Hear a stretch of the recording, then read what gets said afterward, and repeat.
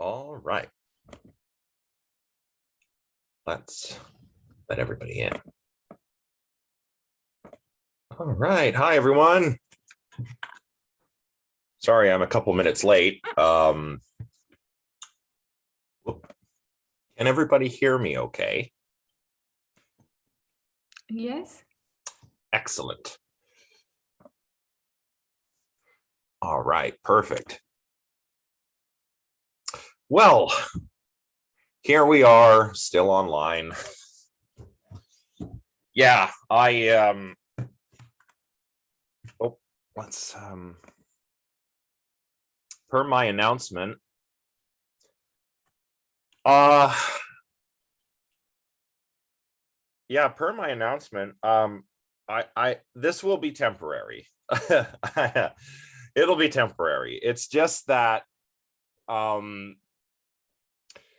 I mean, I live in the downtown area, and I'm not particularly keen on subjecting myself or any of my students who live in the downtown area to having to traverse this occupation.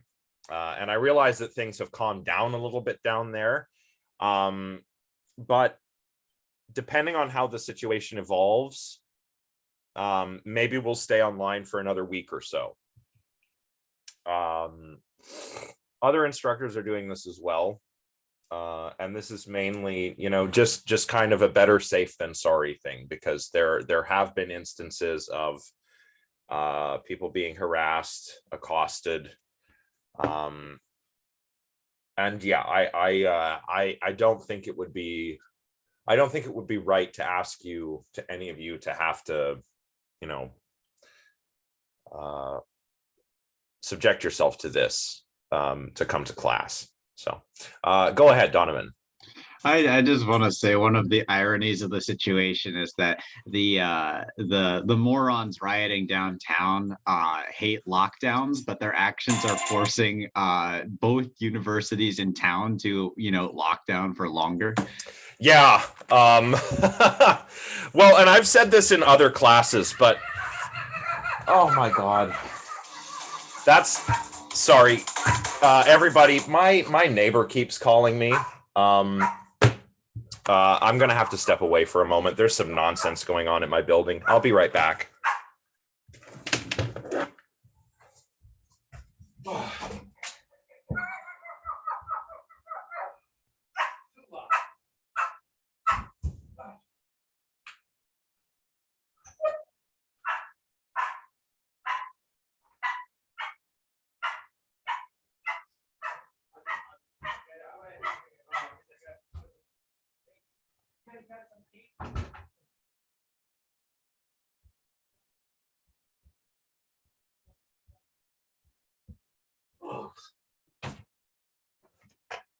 All right, Tula.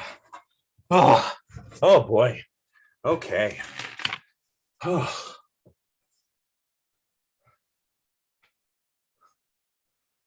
sorry, everyone. Stressful morning. No, my landlord is trying to sell the building. Middle of a pandemic, great time to do that. So the guy who takes care of the building is all on super crazy mode. Yeah, anyway, you can finally meet Tula. Tula, who's this? Who's this?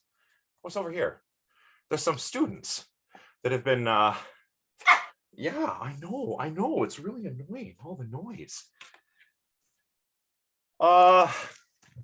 Yeah, I don't know why now. A dumb time to sell, but it's annoying. And I'm trying to teach. Of course, I work from home. So anyway, enough of stressed out, Josh. Here's a dog. Hey, baby, how you doing? Yeah. Oh, good pupper. Okay. You want to go over there? You can't bark. You can't bark. You have to lie down and not bark. No. Come back here. Come here. Lie down. There you go. You stay there. Oh, where was I? Yes. Yes, people on the right, the extreme right, which are, I believe, if the information that I've encountered is to be believed,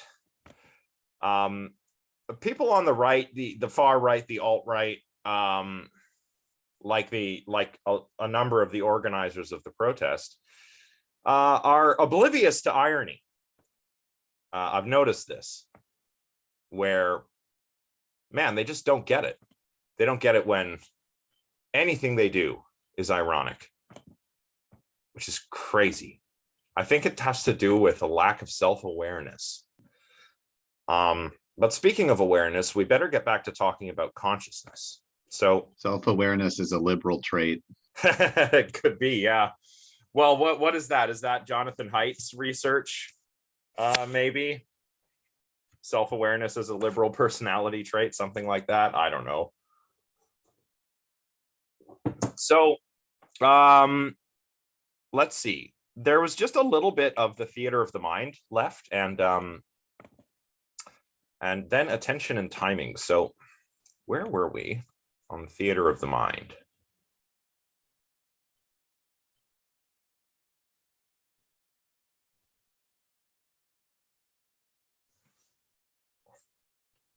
Oh, not that one.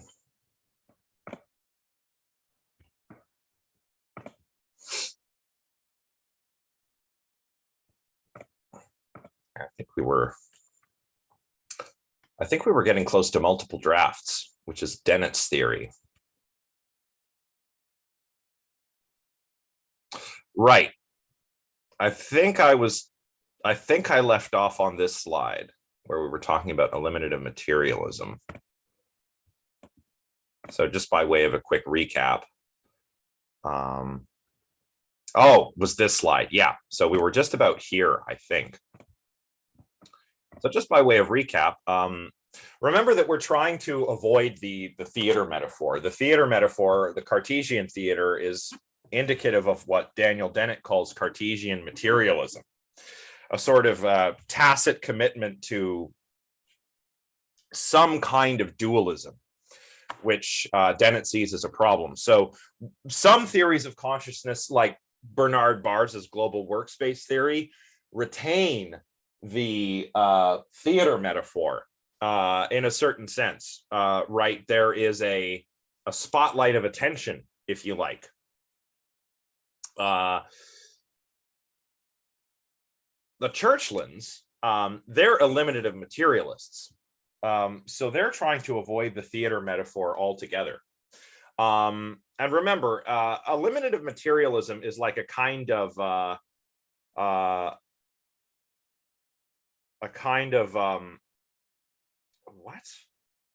Oh my God, my neighbors are all insane. Oh, don't mind me, students.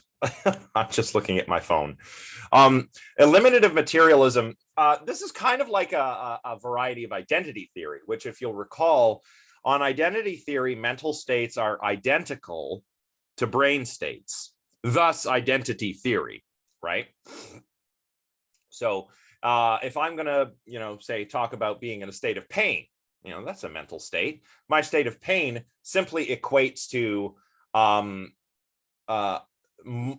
not really a type of brain state, but a token of a type of brain state, because everybody's brains are different.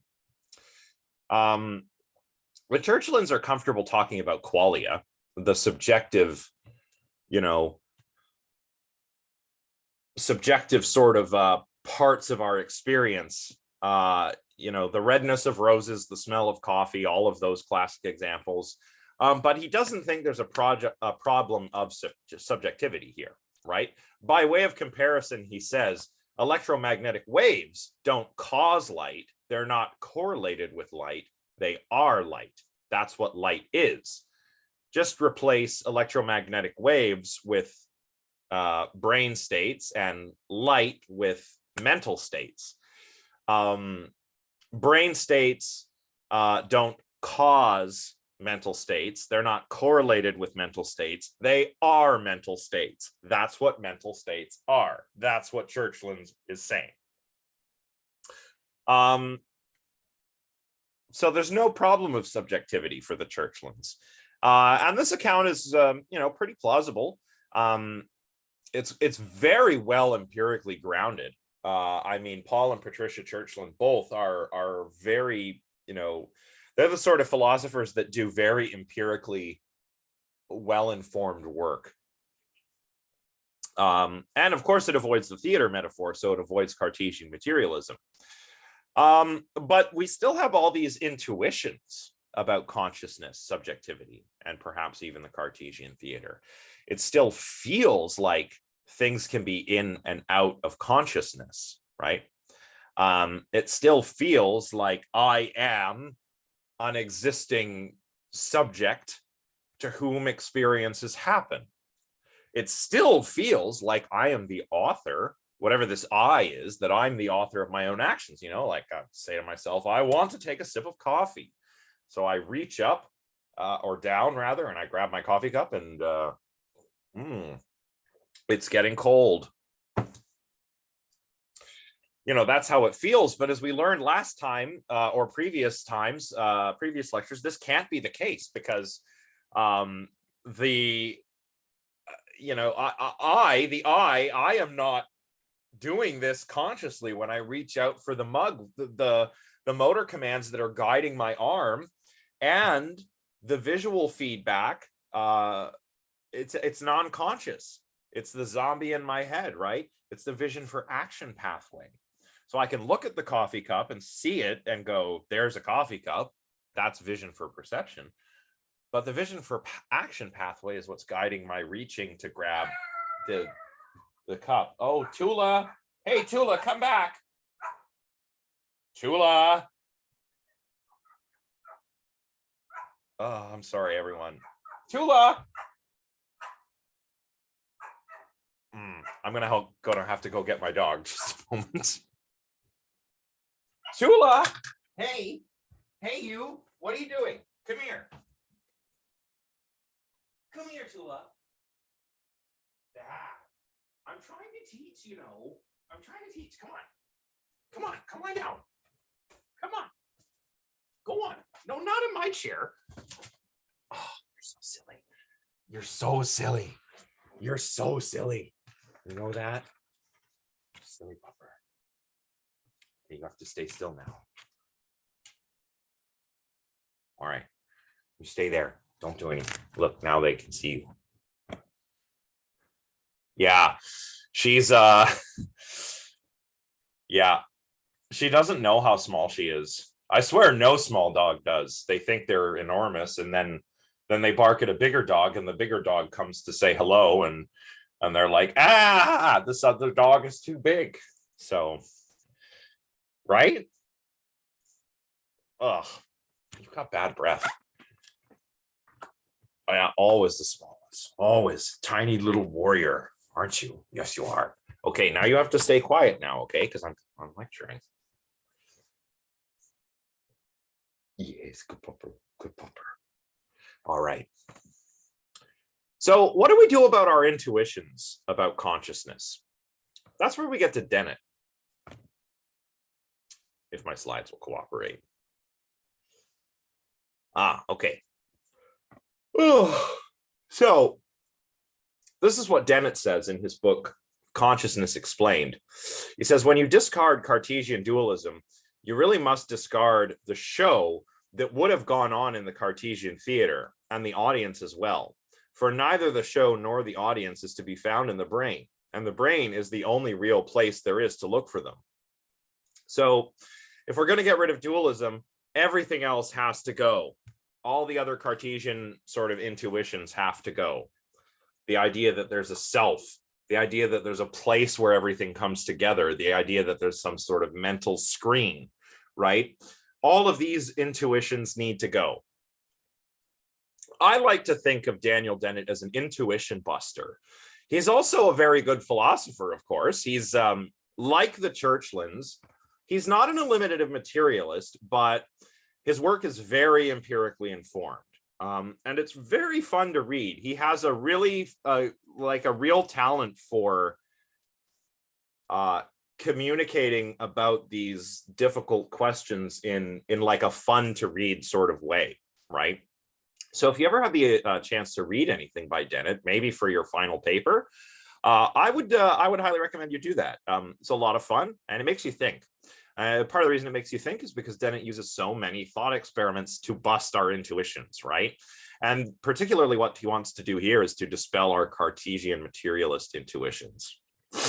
Now, certain philosophers are sort of split, when it comes to what they think about Dennett. Some people like me think that he does a pretty good job of, as I said a moment ago, talking about these difficult questions and really helping to clarify people's intuitions about things. And we've seen this already with the Zimbo thought experiment, right? But not everyone agrees. Some people think that rather than explaining, he rather explains away things. And I guess that's fair. Explaining away phenomena rather than explaining them. When we explain away something, that means that once we have our explanation, it turns out that there was no phenomenon in the first place. It wasn't what we thought it was. Like, I use this example in my paranormal class a lot. Philosophy of the paranormal. Yeah, Zoe, that's kind of right. Yeah, like, but he's like, not only do I not know it, but we don't know, right? We don't know. Scientists, philosophers, and everyday people. So an example of explaining something away would be, like, I use an example like this in my philosophy of the paranormal class, where maybe somebody is asleep in bed, and all of a sudden they find that they are awake and they cannot move, and they're frightened, and then they're abducted by aliens, right? Some aliens appear to be abducting them, and they take you up to the spaceship, and they engage in various sorts of probing, maybe show you around the ship a little bit, and then take you back home, and you wake up in bed and you tell your friends, I had an alien abduction. And then, well, maybe I'm one of your friends and I'm a skeptic, and I'm going to explain this. I'm going to say, well, maybe it was aliens. I mean, the universe is a big place. Could be aliens for sure. I think there's aliens somewhere. But are they visiting Earth and abducting people to probe them? Probably not. Probably what happened is a case of sleep paralysis. And the sleep paralysis is a sort of weird, like, half dream state where you sort of half wake up, but you're still in REM sleep. This is the stage of sleep during which we dream. And the body is paralyzed mostly, except for the eyes, the lungs, and the heart. This is so that we don't act out our dreams. And of course, we're awake, but our dreaming brain is still generating dream stuff, dream imagery, dream sounds. So that's an example of explaining something away, like alien abductions, right? I've just explained that away. It's not really alien abductions, it's sleep paralysis, for example. We're going to try and see if Dennett's doing that with consciousness. Is there not really consciousness, or is consciousness just not the kind of thing we think it is? Well, Dennett's theory is called multiple drafts, or multiple drafts theory, if you like. Basically, what this theory entails is that everything that goes on, all the mental activity, perceptions, thoughts, emotions, whatever, are accomplished by parallel processes in the brain. Oh, excuse me. Now, remember, the brain is massively parallel. So all of these things, everything that happens in our mental life is underwritten by some process. And at any given time, many other processes are going on in parallel in the brain.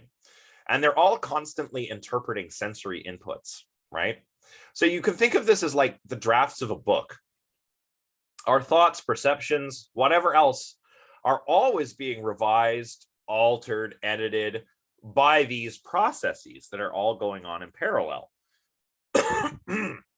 So instead of a stage metaphor, we have a sort of book metaphor. At any given time, imagine this is the book of the mind right here. It's not, it's Plato's Republic. Well, it's half of Plato's Republic, but if my mind is this book, then all the pages are constantly being edited and probed and rearranged and constantly, right? My whole brain is just nothing but drafts of thoughts and perceptions that are always at different stages of editing, you know. Are some of these conscious and some not? I mean, that's an intuition you might have, right? Maybe some of the drafts in my book of the mind are unconscious and some are conscious. I mean, look here, this is a perfect representation. We have the Greek, let's say that's non-conscious, and maybe the English is the conscious part, right? But that's an intuition we ought to avoid, Dennett says. Zoe, go ahead. Hello, can you hear me? I can, yes. Okay, so there's the multiple draft theory, and I was thinking of like higher and lower order of thinking and how your brain constantly is having these multiple drafts. And one of the things that I was interested in is something, for instance, like a PTSD or a trauma reaction, how they can alter those mental drafts. And so like, I was personally just interested in this theory because there's some kind of like evidence around mental trauma that goes to support it, where you can have a perception of one event where like you're in a totally safe space, but because you then have a second mental draft made that then has like a theme maybe of like PTSD, and how that could alter perception. And so I was just curious because that sounded at least to support that somewhat. Yeah, and this is the kind of thing that, like as I said a moment ago, that Dennett designs his. He kind of makes it so his theories are very amenable to new like findings in psychology and the cognitive sciences. He keeps it philosophical, but yeah, he designs his stuff so that, you know, it's sort of verifiable and or falsifiable. You know, he really is. He's just as much a scientist as he is a philosopher, I say. But that's a good point, I think, and I think that's a good example. So like, for example, you may have a, you know, maybe there's a draft in there or a previous memory that's probing another draft. And that causes one to go from feeling safe to unsafe in a situation because of a previous trauma, right? It's all very Gestalt, right? Gestalt psychology, layers and layers. Kind of reminds me of that. So there are lots of different drafts, different drafts, and they're always being edited. You know, but it's not like all of this is being presented to a self or a mind's eye, right? We have a sense that there's a stream of consciousness or a self or an experiencer, if you like. But really what this is just this is a result of when a parallel stream is probed by another stream.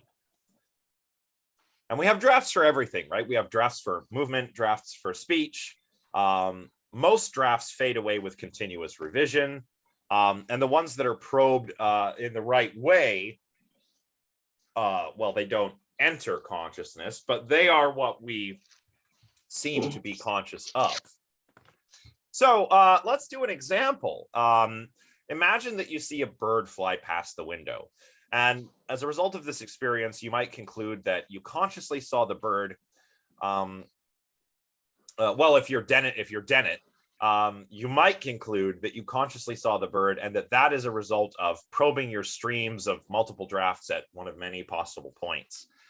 But counterintuitively, you know, there's no actual experience of seeing the bird flying past the window in the sense that there's no mental screen or theater of the mind, right? Rather, what happens is that conscious contents, Dennett argues, they arise in the mind, get revised, they may affect behavior, they'll leave traces in our memory and then fade away. So it seems like there's a mental theater with an audience, but this is merely the way it seems, right? It's rather that the contents of our drafts become conscious, but those drafts are always being revised, always being probed. And so it seems like there's a show going on when really we're just, I guess, as as Dennett would put it, really just complicated self-monitoring zombies at the end of the day, right? Go ahead, Ben. So basically what he's saying is, like, when you see a bird, you have a conception of the bird already, and that's how you know what, is that what he's saying? Not quite. Like if you're watching a bird fly past, it seems like these are events on a screen or something that you're watching, but what's really happening, and it's all happening so fast, that it seems like there is, a mental screen or a theater of the mind. But really what's happening is that, your perceptions are coming in, they're getting probed by another process. Perhaps maybe it activates your bird concept, and that's how you identify it as a bird. And it seems like this is one continuous experience, but it's really just a result of all of these streams probing one another at various points. And when streams probe one another, their contents are conscious. So yeah, it's kind of like, I think this will kind of, it's a weird, it's counterintuitive, that's for sure. But I think this will become clear once we start getting a little further into the material and we start talking about the self, and different theories of the self. But yeah, it's all just kind of parallel streams of processing talking to one another, if you like. Okay. Yeah, and as they're doing that, that's how conscious contents arise, right? And Dennett says something else that's very important. He says that we must not make the mistake of supposing that there are facts, unrecoverable but actual facts, about just which contents were conscious and which were not at the time, right? Because it's all a result of what's probing what's communicating with what. So what did you really experience when the bird flew past the window? There's no right answer because there's no show and there's no mental theater. And Dennett does this a lot. This is why people accuse him of explaining away things, right? On the earlier slide, I even said some call him the devil. Not literally, but Daniel Dennett, the devil, who doesn't explain anything. He just explains it away. So Dennett further argues, when a portion of the world comes to compose a skein of narratives, that portion of the world is the observer. So the observer, or yourself, is like a center of narrative gravity. So as all these streams are probing other streams, we get this illusory sense of there being an author of the drafts or an observer in the Cartesian theater. But it's an illusion. So there's no Cartesian materialism. Drew, go ahead. Is by making the observer the center of narrative gravity kind of like saying that things don't happen to us, things just happen in general? Like, yeah, it's not, yeah, okay. Yeah, it's like Buddhism. The self is an illusion, right? It's like that. Okay. Where you have a self, all right, but your self is not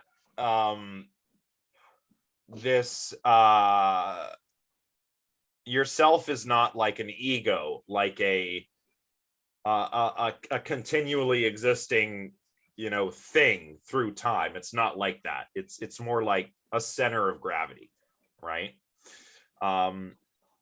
Yeah. So Zoe, go ahead, and then Iman. Yeah, I was going to mention they talk about like the center of gravity, or like the narrative center, and I think part of that is like, if for instance, like one sense, like sight, like seeing a bird go past, is that can be one draft that is probed. And then another is like, I hear the sound of the bird going past the window. That is another draft that can be probed. But because both of those, they kind of like have a geographical point of location, of like reference, which is like me as an individual, as a body, they like interact and they build this narrative center, which is me experiencing the sight and sound of the bird moving past as two different drafts that then like merge into one. Yeah. Yeah. Well, that's kind of it. Yeah. Like, and the way that those two different drafts or other drafts possibly are probed that is what will shape the conscious experience you have, right? And had things happen differently, if you'd probed these streams or these streams had probed one another at different points, such that maybe you swing around in your chair or angle your head a little bit differently, your experience would be different, right? And that's why Dennett says there aren't any facts of the matter, because all of our experience is a result of how the drafts are probed and edited, and pretty far out stuff. But that's a good example. Okay, so Ayman and then Ben. When we talk about like probing the drafts and streams for processing, is he referring to like neurons and synapses in the brain? Because that's all I can think about. Yeah, I mean, I think it's probably whatever Dennett's talking about. They're like areas of like functional organization. So we're probably talking about neural networks, cortical columns, maybe Brodmann's areas, right? Areas of the brain that we can differentiate via their function rather than simple anatomy, right? But then again, that's just how these functions are physically realized, remember? Because Dennett is kind of a functionalist. So, our brains are not identical, but we both have, we both have like a fusiform face area for recognizing faces, but we're wired up differently, right? And we're kind of programmed differently because through each of our lives, we've seen different faces from, I've seen different faces from the faces you've seen. So our face prototype is going to be different, right? But it's still realized, still the same function is realized in different brains. I think that's what Dennett is saying, is that these processes are underwritten by sort of like different functions in the brain. So does that answer your question? Kind of, because another thing I was going to ask, like, is it is multiple drafts theory like an external or internal thing? Because it's Dennett's trying to explain subjective consciousness, right? So Dennett's talking about the mind here, and how this maps onto the brain is kind of, he would tell you it's not his area, but at the same time, he has sort of made predictions on the basis of this theory that have turned out to be true, that neuroscientists have actually gone out and found, like change blindness and inattentional blindness. Dennett actually kind of predicted that. And then psychologists went out and discovered, oh, wow, this happens. So, all right. But just real quick, like Zoe said in the chat, there's all these mechanisms in the mind. There's no one spot where they all come together. It's rather that the chatter between them as they're all talking to one another, right? That's where the conscious experience arises from. So Ben, go ahead. I think I was just thinking about like an example of a computer and like hardware and software. Like in a computer, all the information is like correlated to physical things, right? Right. But however, some software you can get that is like new to your computer doesn't change the hardware of the computer. It doesn't exist exactly in like the materials within the computer, at least as far as I understand it. Yeah. I don't know a lot about computers, but I just thought that would kind of be like interesting to relate to this, because I wonder if it's similar in the brain where you have like the hardware of neurons and stuff like that, and then there's also a software, maybe. It's an interesting question because there's also like neuroplasticity, for example, right? And also I think if the brain is like a computer,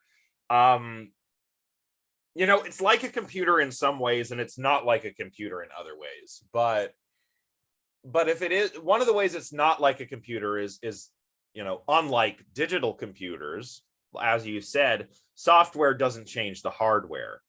But as I was saying a moment ago, like with my face prototype,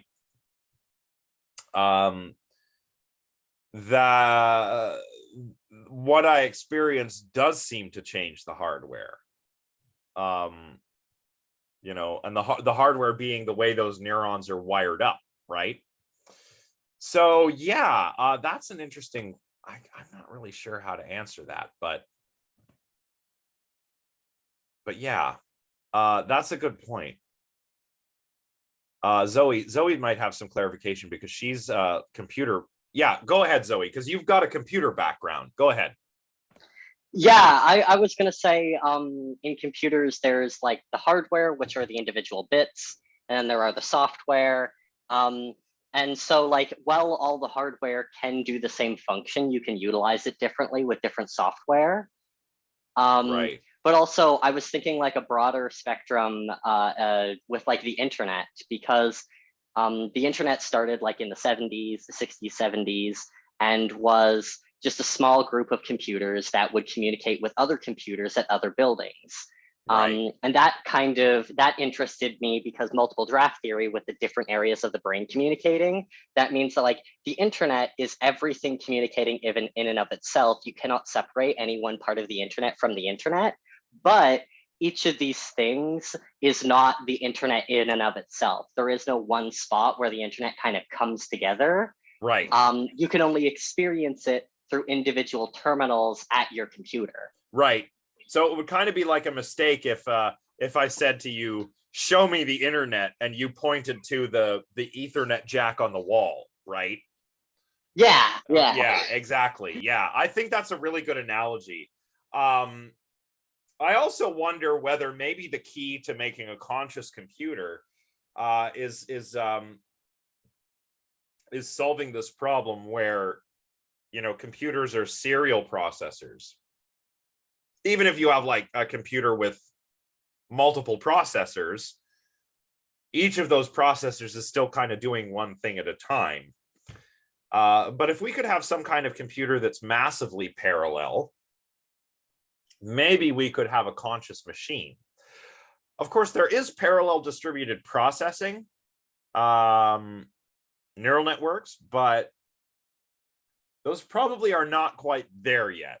Although there's some interesting stuff at U of Waterloo that you should all check out with Spawn and Nengo and really some of the world's most advanced experimental neural networks. So check it out. Chris Elias Smith, Terry Stewart, check them out. University of Waterloo. All right. So how does Dennett's How does Dennett's theory deal with subjectivity? Let's see on the next slide. Well, did I miss one? No. Okay. Well, this is why people say Dennett is explaining things away. Dennett writes in Consciousness Explained. But what about the actual phenomenology? There's no such thing. There's no actual what it's likeness. It just seems that way. And this is why many of Dennett's critics say he's not explaining consciousness. He's explaining it away. He says, that's not really consciousness, not in the way that you think. But Dennett, at the same time, he's not denying that there are subjective experiences, but just we're mistaken about the nature of those experiences. And don't worry if you're confused, okay? Blackmore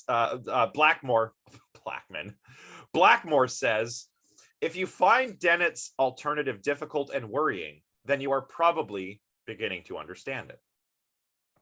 So don't worry. If this is confusing or sounds weird or counterintuitive, that means you're starting to get it, right? So, and as we go on, as we continue talking about the self in future chapters, I think this will become even more clear. As I mentioned previously, Dennett's theory kind of reminds me of, at least when it comes to the self, Dennett's theory reminds me a lot of the Buddhist doctrine of anatta or anatman. Depends on whether you're reading the Sanskrit or the Pali. There we go. Pali is the liturgical language of Buddhism. You know, the language that the religion is practiced in nowadays. You know, kind of like how Hebrew is the liturgical language of Judaism. Arabic is the liturgical language of Islam. Latin kind of used to be the liturgical language of Christianity, but not really anymore. So Pali is the liturgical language of Buddhism, but Sanskrit is what a lot of the old texts were actually written in. So, you know, you get it. Sometimes it's anatman, sometimes it's anatta. But we'll talk about that later. Now we're going to talk about attention and timing, or we'll begin to. Attention, you might be wondering, why is attention important when it comes to understanding consciousness? Well, we're going to see. I actually took a class once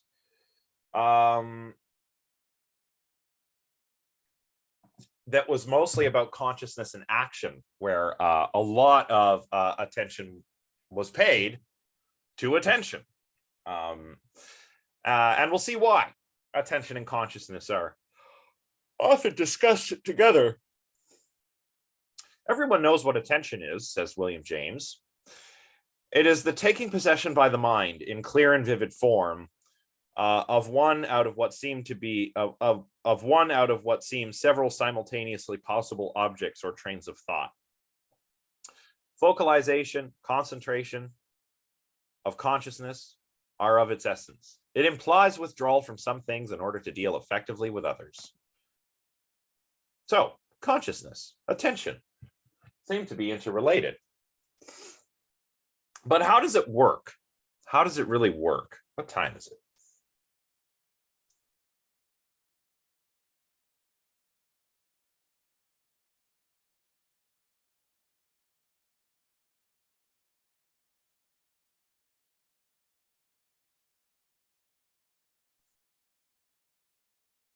$12:21. Oh, sorry, I don't know why that took so long. I've got so many things going on today. It sucks, but how does this work? Does consciousness cause us to pay attention to things? You know, say the bird example that we talked about from the previous chapter. If a bird flies by my window, do I consciously direct my attention to it? Right? Like, is attention, like Bars says, like a spotlight, where I can control where the light shines? Or is consciousness an effect of attention? Maybe I become conscious of something after my attention is directed to it. You know, a loud noise happens and I look, what's that? Then I become conscious of whatever made the noise. Could work that way. Or maybe it doesn't work either way. Maybe it works a completely different way. Maybe neither of these options are correct. We'll see.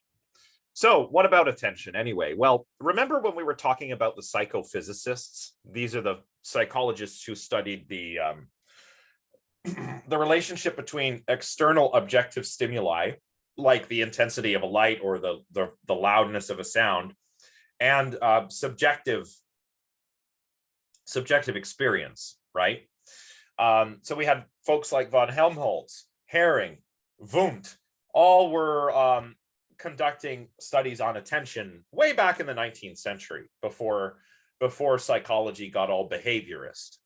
And then during the cognitive revolution, which kind of kicked off around the 40s and 50s, I would say, it didn't really get going until the 50s, 60s, and 70s. But in the 1950s, we had people like George Miller and Donald, and they were studying attention that way. What's a dichotic listening experiment? Well, it's kind of what it sounds like, you know. Dichotic means two sides, right? I have, well, it's a great example. I've got headphones in my ears right now, right? Two different streams in one of these experiments. Two different streams are played in each ear. Maybe, let's just say for example's sake, that a string of numbers is playing in one ear and a string of letters is playing in another, or maybe a different string of numbers, right? Oh, well, this is not quite dichotic listening experiment. That's an interesting point, but it's not quite how this works. But that's a good example of, just to bring it back to multiple drafts, like, what would Dennett say? Yanni or Laurel, which is right? Neither. That's what Dennett would say about that. Maybe we'll talk about this later on too, because this is an interesting phenomenon. But oh, I'm sorry, I keep yawning, everyone. So in a dichotic listening experiment, I've got a different stream in each ear, and participants can only track one at a time. So maybe I've got numbers, 1, 2, 3. Maybe I can only track numbers, and I got to ignore the letters or the different numbers. I can only track one stream at a time, one ear at a time. But some kinds of stimuli actually do have an effect on behavior without being consciously perceived, which is the interesting part, right? Maybe if I'm tracking a stream of numbers here, and I'm tracking the lyrics to a song in the other ear, words, I track the numbers and I'm repeating the stream back to the experimenter, but then I walk out of the lab and I go, why do I have that song stuck in my head? Something like that, perhaps, right? So this caused the researchers to start asking whether attentional selection occurs sort of like at a lower level, closer to the perceptual level. This is called the early selection model, versus at a higher level, where more information processing has taken place. And this is the late selection model. So early selection, closer to the perceptual channels. Late selection, farther away from the perceptual channels, from your ears, eyes, everywhere else, after more information processing has happened, right? Or I will say that this debate certainly is not settled. This is a debate that still goes on. If anyone, if we've got any psychologists in the class, or if we have anyone who goes on to do some work in psychology or cognitive science, and you do like a project, class project, undergrad thesis, anything like that, you could very well do a dichotic listening experiment and just put a little twist on it and add to this literature. That's why this debate is still going on. So keep that as you proceed through your academic career. So in the 1950s, psychologists were thinking of attention as a sort of filter or a bottleneck, right? Attention selected what information would be available for the higher processing tasks in the brain, right? And the reason why they theorize this is, of course, as we've been saying, the brain is massively parallel, but it produces a lot of serial outputs. It's not like the outputs are completely serial, but usually when we talk about speech, chains of motor representations, those are pretty serial, right? Speech, my speech has to come out in the right way. I can't say 2 words at a time. I have to say 1 word at a time, right? I can't, there's no other way to do it. Motor commands, think of going for a walk or a jog, right? You have to do things in the right way. You have to put 1 foot in front of the other. We can produce parallel outputs too. It's not like it's completely serial. Like, look, I can rub my stomach and pat my head and talk at the same time. That's pretty parallel. But you see what they're saying. There's massive parallelity. I don't know if that's a word, but the brain is massively parallel. And all of this stuff has to be put in the right order before the outputs are generated. So all of these various outputs from our parallel processes, the right ones have to be selected to ensure the proper series of outputs to guide behavior. And now theorized filters become very complicated. These low-level filters start to become so complicated that they look as complicated as higher level information processing.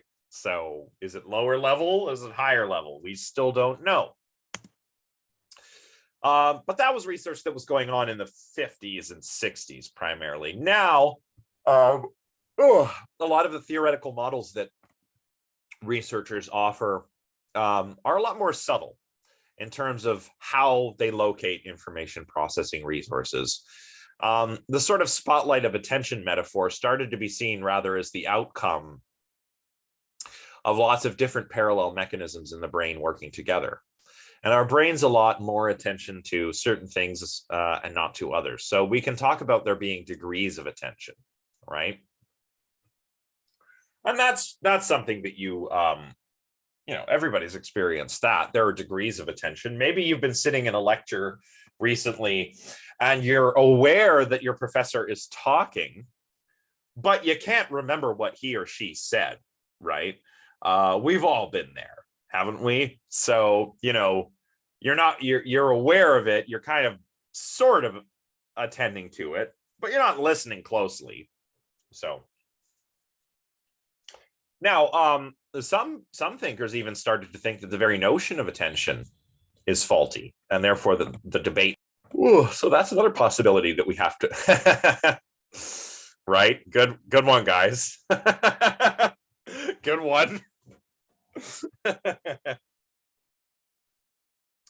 Yeah. So, whatever the case, you know, we don't understand how.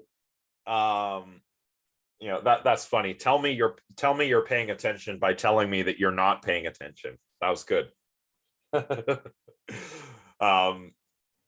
Yeah. We don't know. We still don't know, right? It's an ongoing debate. But we do think that consciousness and attention are linked somehow. They do seem to be linked. What did William James think? William James, we keep coming back to William James for good reason. He wrote that my experience is what I agree to attend to. Only those items which I notice shape my mind. Without selective interest, experience is utter chaos. So James's intuition is the same intuition that's behind the view that conscious or that attention rather works as a filter or a bottleneck that allows information into consciousness. Blackmore gives another a bunch of examples with a hint of Cartesian materialism. I won't go over any of them in great detail, but you know, there's lots of stuff going on in your nervous system that you're probably not aware of right now. So there's a filter, right? But if I said to you, for example, are you aware of how your are you aware of the, you know, how your butt feels sitting in a chair? You might not have been paying attention to that before I said it, because maybe the bottleneck or the filter is filtering that out, right? Or that's a good one. Do you feel yourself breathe? I do now that you said that, Zoe. It's like, oh yeah, I'm breathing. Good, always good to be breathing. So, you know, yeah, same. Yeah, that was another one. My neuroscience teacher used something like that one. Like, how many of you are aware of your how your shoes feel on your feet? You know, and all of a sudden we're like, oh yeah, we're wearing shoes, right? So there seems to be a filter. But there might be a worry of Cartesian materialism in there, right? Another intuition. Oh my goodness, I'm sorry. I don't know why I'm yawning so much, guys. Oh my goodness, so sleepy. Another intuition is that consciousness directs attention. So if attention is the spotlight, consciousness controls where the spotlight is pointed. And this seems to accord with our experiences. But like many other things in this class, the closer we look at this, the more problematic this idea actually gets. It's 12 a.m. Well, maybe. I mean, what? 12 p. Is that the time zone where you are? I'm on? Geez, you're a trooper. If it's really the opposite end of the day where you are, and you're tuning in live for this. Awesome. What time is it? Now it's 12:34. That's how I feel after the pandemic, really. Well, pandemic still happened, but yeah, it's been like, how many years has it been? What year is it? I don't know. It's all good. So, yeah, it seems like it seems like if attention is like a spotlight, then consciousness is the person that points the light at whatever the light's got to be pointed at. But this is problematic when we look closer. William James framed the question this way. He said, is voluntary attention a resultant or a force, right? Is it is attention what causes consciousness, or is it an effect of consciousness, right? James himself suggested that brain cells could be affected by other brain cells to direct consciousness, or maybe even by some spiritual force. And you know, James was sort of committed to this idea of a mental or spiritual energy, but he did so for ethical rather than scientific reasons, which really gets into James as a sort of pragmatist philosopher rather than a psychologist, which maybe is a little bit beyond the scope of this class. But if anyone has questions about that, they can ask me and I'll try to answer. But if brain cells alone are involved and not some spiritual force, like psychical energy, they would have called it back then attention would just be an effect of physical events, not a cause. So these two theories, respectively, are effect theory and cause theory. If attention is just a result of physical processes in the brain, it's just an effect. But maybe attention can also cause consciousness, cause actions, cause me to turn my head and look at what made the noise, etc., etc. You know, which of these is correct for James, whether attention is a cause of consciousness or an effect of consciousness, had very deep implications for him, especially when it came to the nature of the self and when it came to free will. Now, James made the strongest case he could for the effect theory, the theory that attention is merely an effect of physical processes, that it is not something that we consciously control. And then after he built up the strongest case he could, he switches it up and argues for the causal theory. And as I said on the previous slide, his reasoning is pragmatic, not scientific.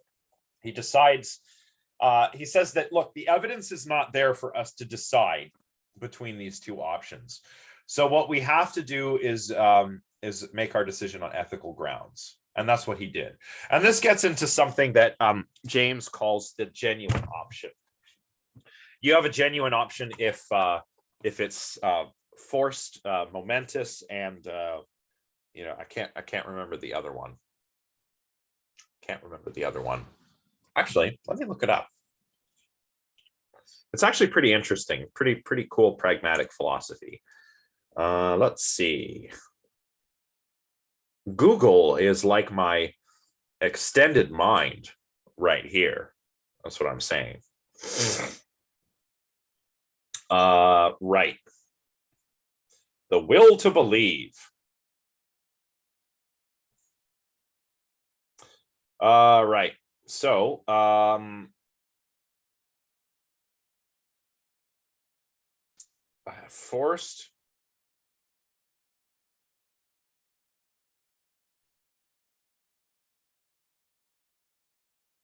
forced living and momentous, right?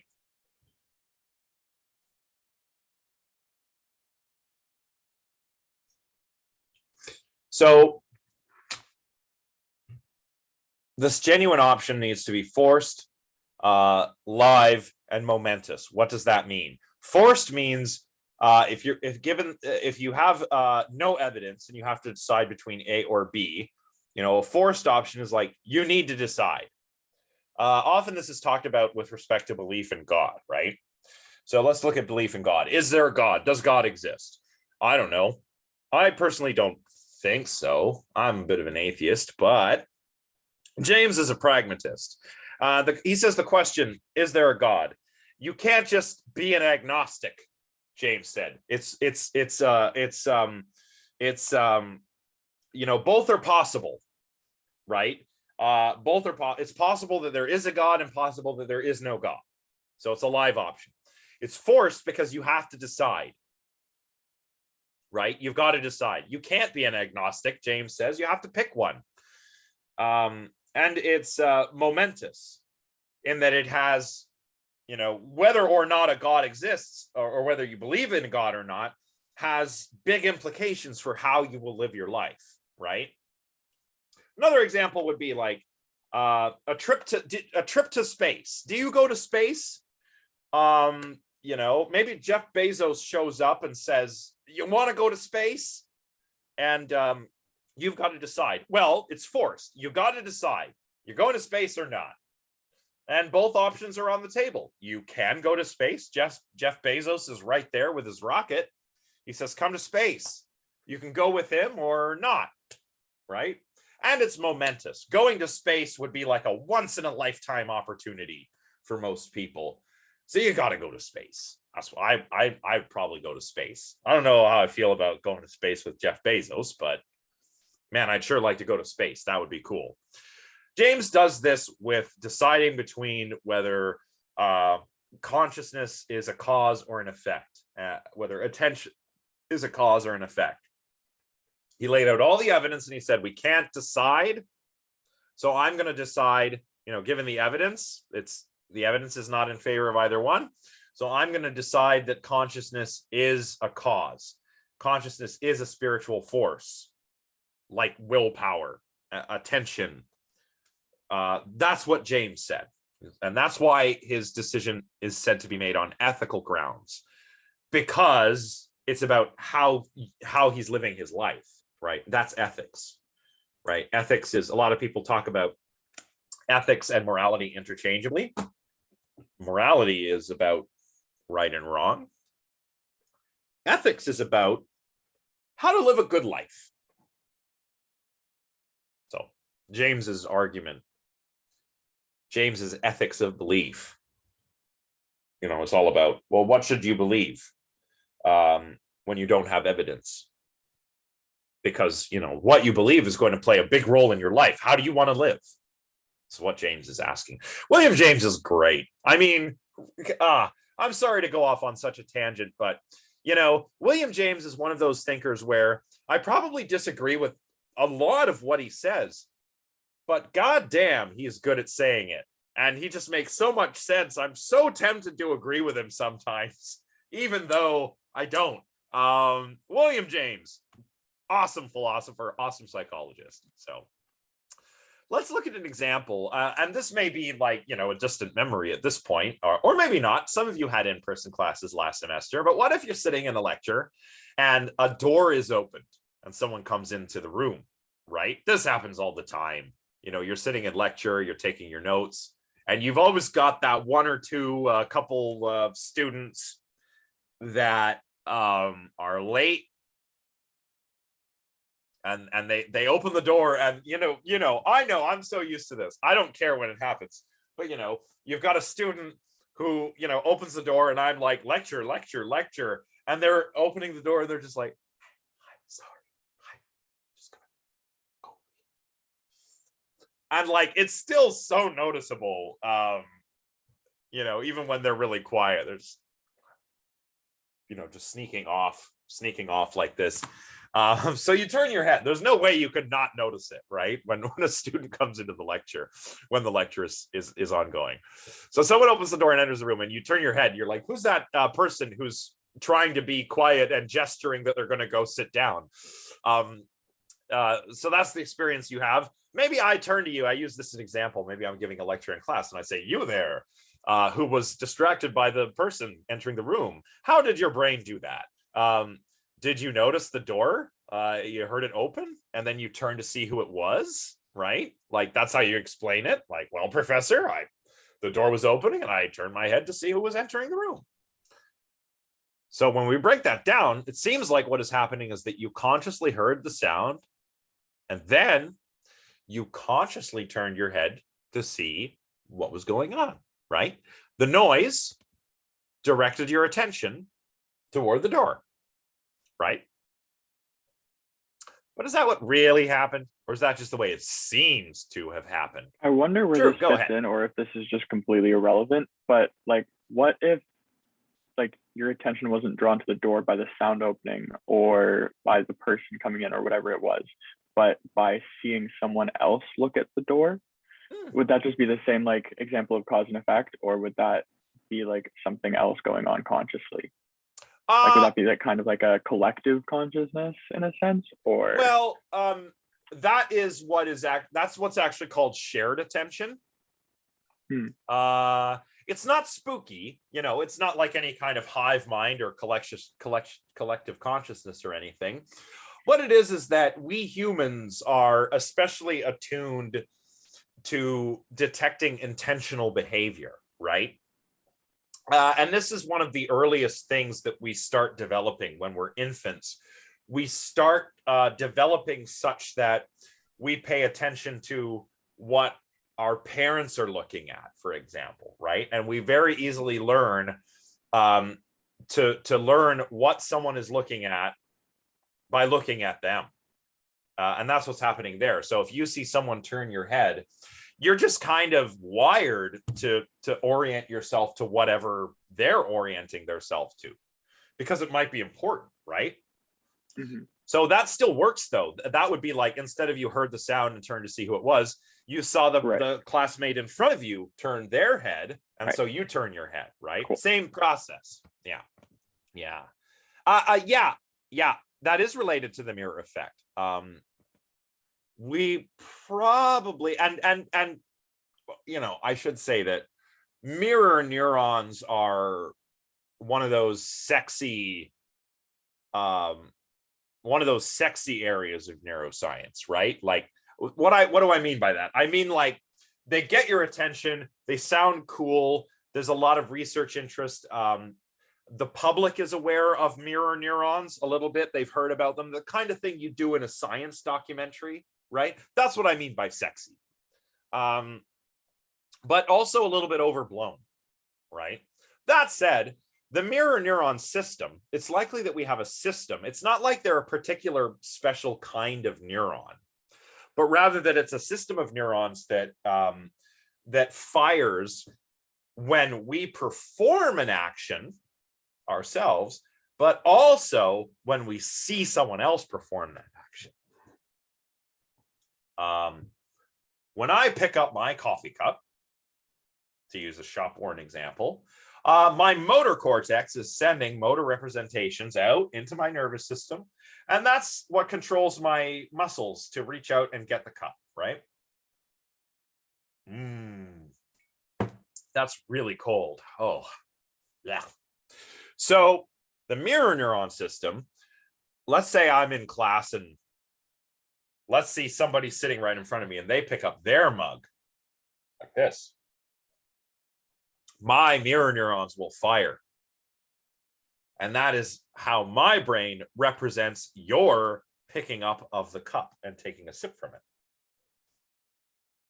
And the mirror neuron system maybe doesn't help direct attention, but it does help us represent intentional actions of others, which is important, because if it weren't for that, if someone else picked up a coffee cup, I'd be like, what are they doing?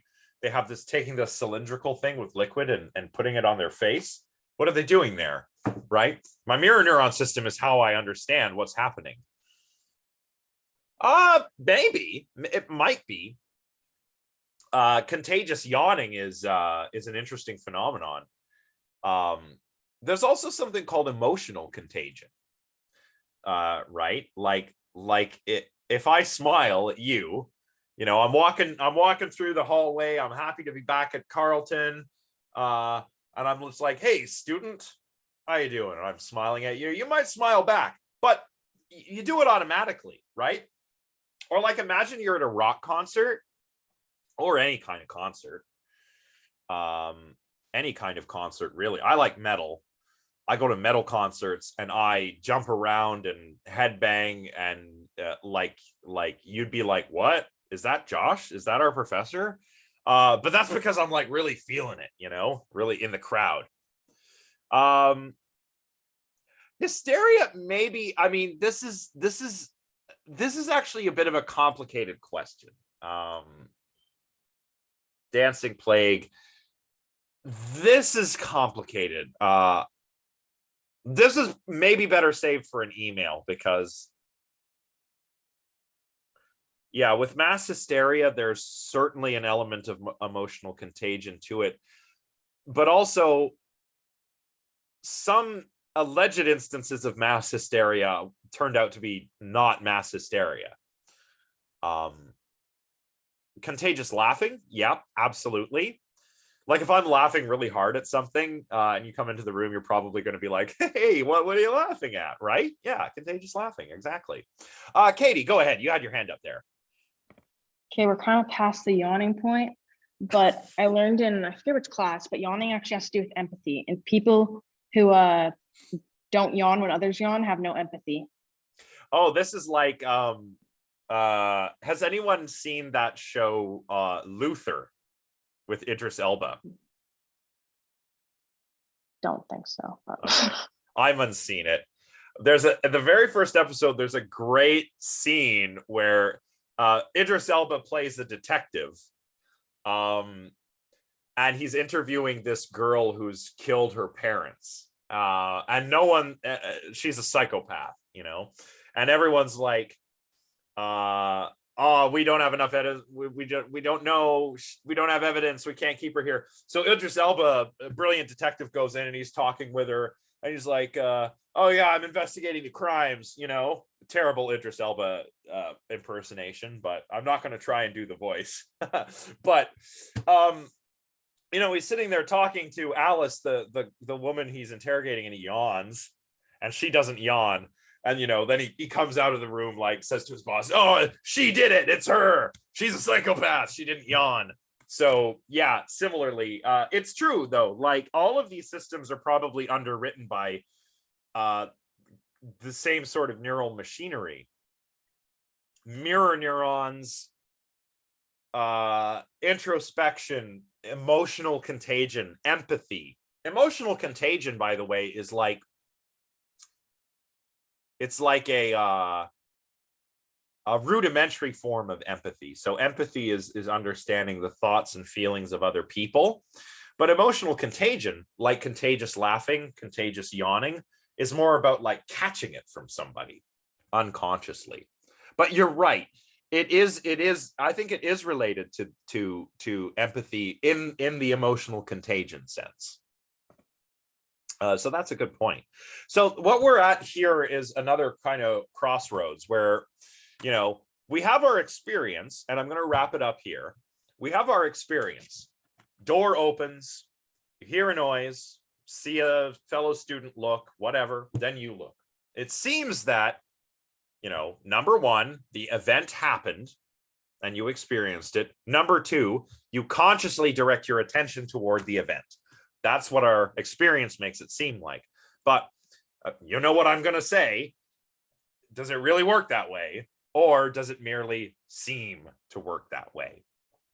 It's going to turn out that maybe that's just the way it seems to us. So that's where we'll leave it today. All right, let's do this.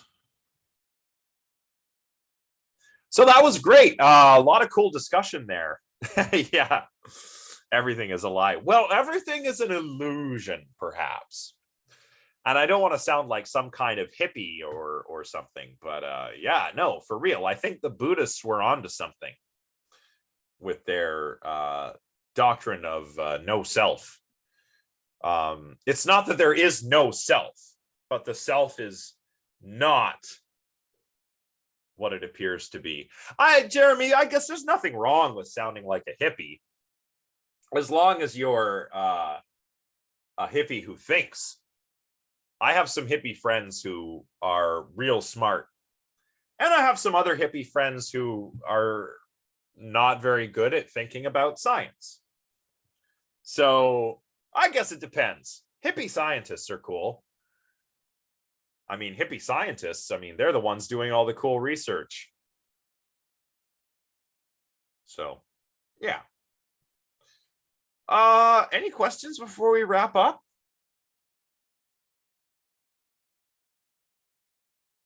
Nope. Oh, people are starting to leave, so it means no questions probably. Well, I'm going to say that Friday's class is also going to be online. Yeah, Zoe, read the rest of this chapter if you haven't already, and that's probably all you'll need to read. All right. So have a good day. I'll see you on Friday, and I'll talk on Friday about what we might do next week. Everybody pay attention to the news. Stay safe if you're out and about, if you're in the downtown area. I think the Ottawa police are still saying not to come downtown. So until the Ottawa police say it's okay to come downtown, then I probably will keep it online. But we'll come back to this on Friday. So have a good day. Have a good tomorrow, and then I'll see you all on Friday. All right. Bye, everybody. Good luck with your landlord, sir. Thank you. It'll be fine. I'm just, I get overwhelmed. I get a bit frazzled sometimes, but it'll be fine. Yeah. Yeah. All right. Have a All good right. day. Thanks, Ben. Take care. Bye, everyone.